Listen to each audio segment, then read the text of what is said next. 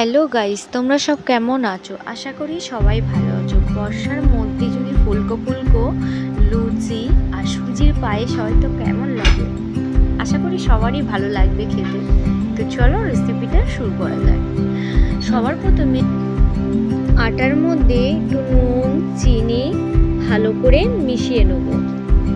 মেশানো হয়ে গেলে এবার এর মধ্যে পানি দিয়ে দেবো। পানি দিয়ে ভালো করে আটাটা ছেনে এবারে একটা ডিম ফাটিয়ে দেবো। এবারে সব মিশানো হয়ে গেলে গোল গোল করে রাখবো। দেখতেই পাচ্ছ আমি কিভাবে করছি। বন্ধুরা, এইভাবে যদি তুমি করে রাখো তোমার লুচি করার সময় কোনো ঝামেলাই থাকবে না। বর্ষাকালে ভেজে ভেজে রেস্টুরেন্টে না গিয়ে বাড়িতেই বসে এরকম ফুলকো ফুলকো লুচি আর সুজির পায়েস বানিয়ে নাও।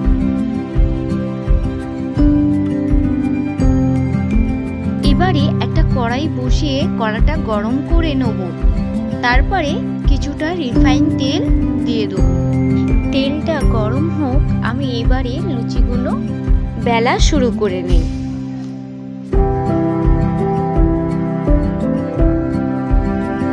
আমি আটা দিয়ে লুচিগুলো বেলছিলাম।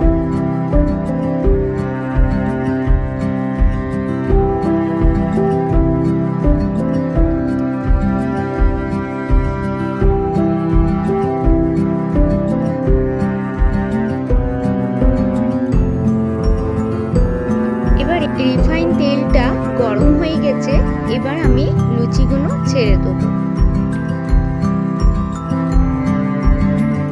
তো বন্ধুরা, আমার প্রথমে লুচিটা ফুলেনি,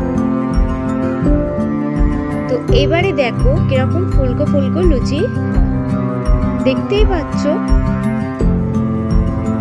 আমি এরকম করে সব এক এক করে লুচিগুলো ভেজে নেব। দেখতেই পাচ্ছ লুচিগুলো কত ফুলেছে।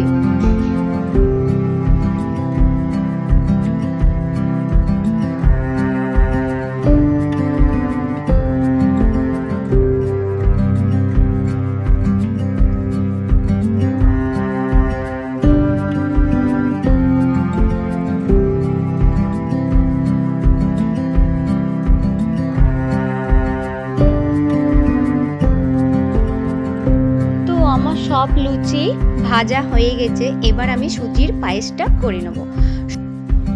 সবার প্রথমে সুজিটা আমি ভালো করে ভেজে নেব। বন্ধুরা, সুজির পায়েসটা আমি অল্প খরচায় বাড়িতে বানিয়ে নেব। বন্ধুরা, সুজিটা একটু ভালো করে ভেজে নিতে হবে।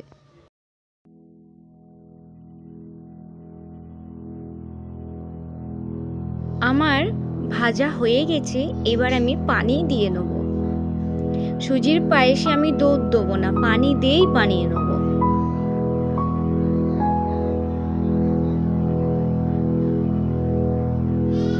এবার একটু নাড়াচাড়া করে নেব ভালো করে।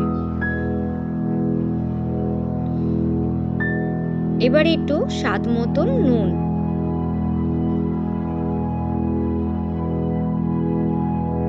আর একটু নাড়াচাড়া করে নেব। এবারে স্বাদ মতন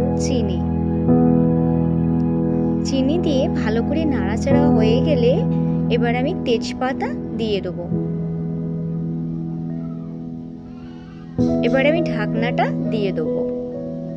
কিছুক্ষণ ভালো করে সিদ্ধ করে নিয়ে এবার আমি এলাচ ফাটিয়ে দিয়ে দেবো। এবারে ভালো করে নাড়াচাড়া করে নিয়ে এবার আমি ঢাকনা দিয়ে দেবো। তো রেডি আমার সুজির পায়েস।